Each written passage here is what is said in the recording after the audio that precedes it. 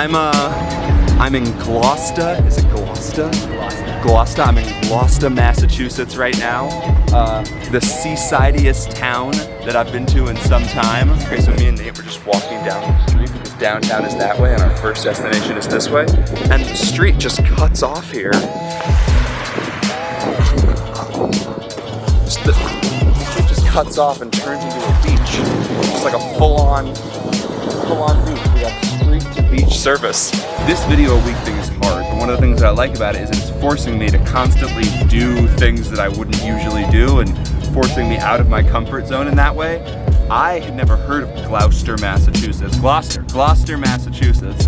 I had this idea to text one of my friends and be like, hey, where do you live? And then go to that town and explore it.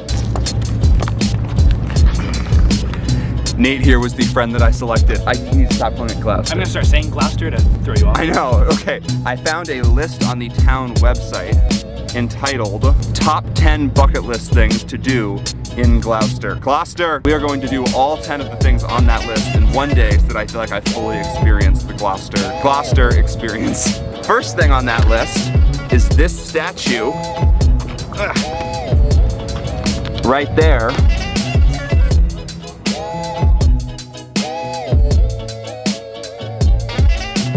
When I saw that it was the man at the wheel, I figured it was like a pirate captain or a ship captain. Didn't think it was for all the fishermen. I like that. It gives the town even more of a seaside feel.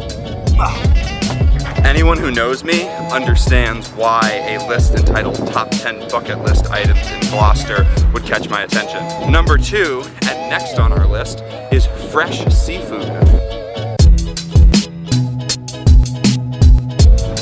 Just that little tiny boat sneak in after the real big boat. They're sneaky out here with their aquatic vehicles.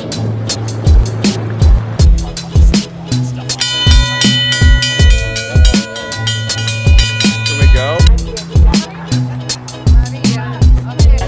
You know it's a good seafood place. They got a big wooden lobster on the outside. That's how you know.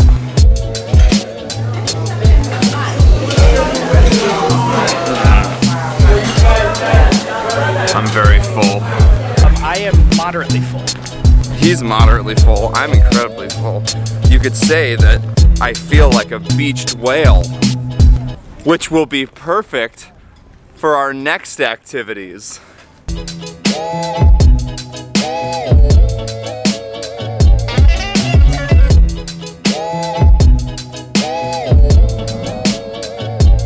Number 3 on our list of things to do today is award-winning beaches. This is called Half Moon Beach. It's called Half Moon Beach, right? Yeah.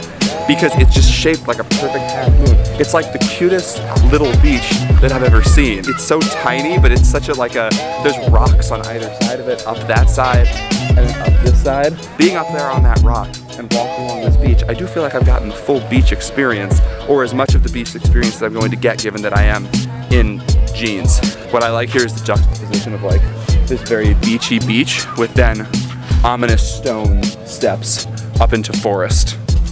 A lot of nature here. Oh. Number 3 was award-winning beaches. Number 4 is whale watching. Now, usually when you think whale watching, you think going out on a boat.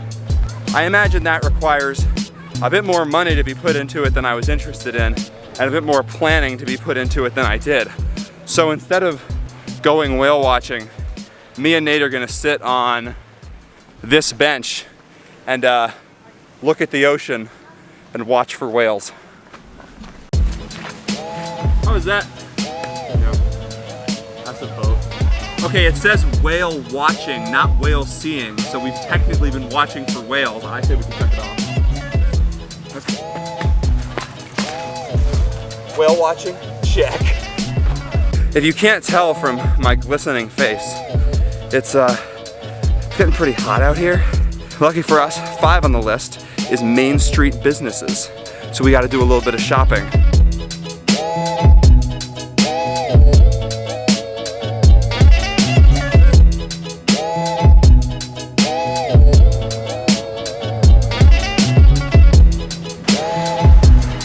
I don't know what the brass monkey is, but I gotta go inside.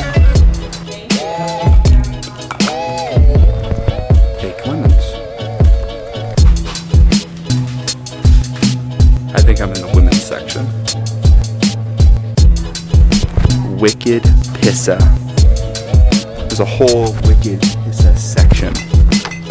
You can tell what state we're in. I gotta know what Bananas is. Bananas vintage clothing. I'm a vintage kind of guy. Oh yeah. In my mind, you got thrift stores and then you got vintage stores. Bananas is a vintage store. Vintage to me feels more high class. Also, look at this museum. It's like just right on Main Street walking down. Is this a really nice house or a museum? Rocky Neck Art Colony. America's oldest continually operating art colony. We're here, it's there, but to get there we gotta go all around. Should we walk or drive? Drive.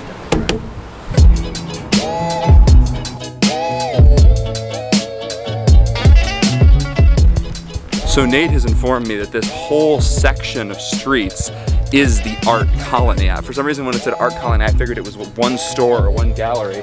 But this whole section is just a bunch of different galleries. To truly experience the art colony, we need to go into at least 3 galleries and be moved by at least 1 painting.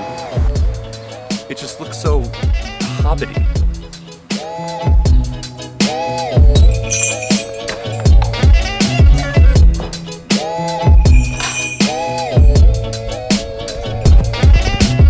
Apparently he does not like photos or video, but we saw a picture, a painting of Half Moon Beach where we just were, which was kind of, Nate pointed it out because I didn't recognize it at first, but those steps that I was talking about, you can actually see them in the painting. That was only the first art gallery, but I think that's the one I'm connecting with the most. Seeing as none of the art galleries are particularly fond of cameras filming inside, I will just have to tell you, all the art here is really cool. I'll admit there's a lot of ships.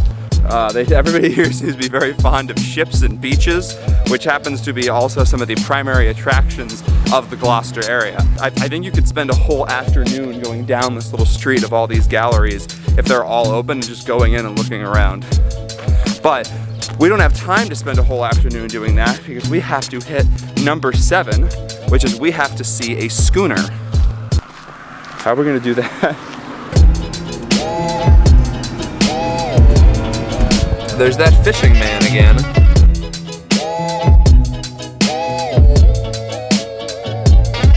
Sweet. Is that one? Yeah, that's gotta be. It's too big to be anything. That looks like a schooner. We think we may have found ourselves a live one. I'll tell you what, this is a proper wood dock. Oh my God. They can't be for lobsters. That's a human-sized lobster trap.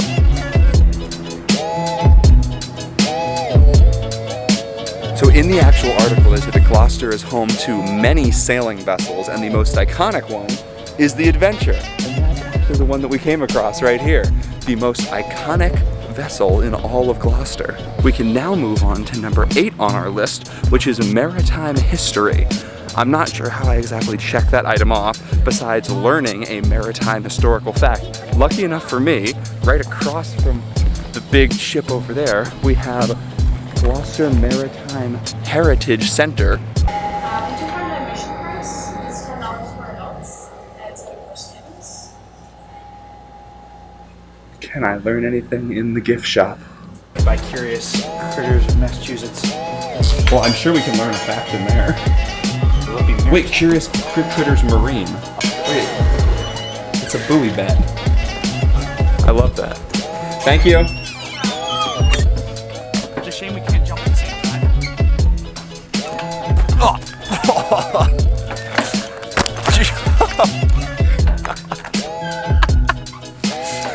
The swings are pretty cool here. They're adult sized, which is very nice. Are you okay? We are ending our day actually around the same place that we started at. My car is parked right over there, and this is Stagefront Park. This is number 9. Number 10 is Experience Mother Nature. Now I'm gonna walk around Stagefront Park a little bit, get a feel for that, and then I'm going to walk to the seawall and look out onto the ocean.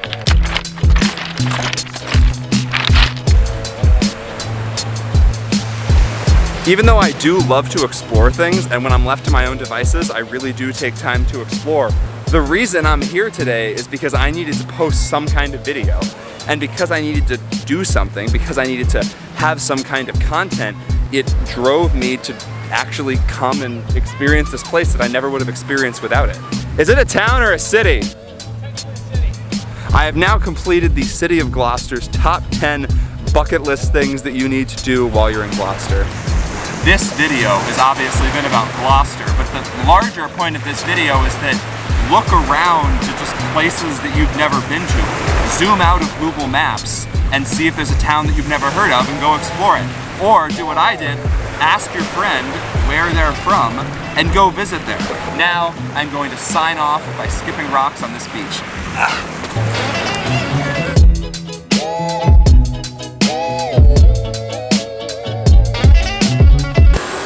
How was that? Did it look okay? I hope it looked okay. It's the best I can do. Woo. Okay, now it's time to go.